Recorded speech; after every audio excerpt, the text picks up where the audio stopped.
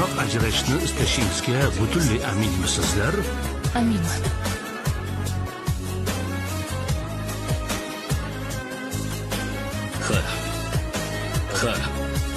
Qarori.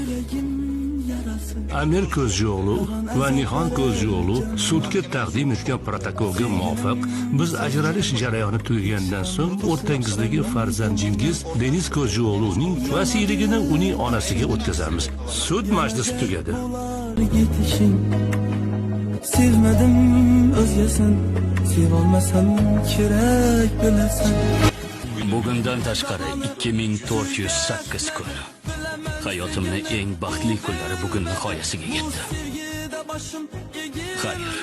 Baribir sevaman seni men, başıma bela buladı, yüreklerimi yakar, azaplardan doğ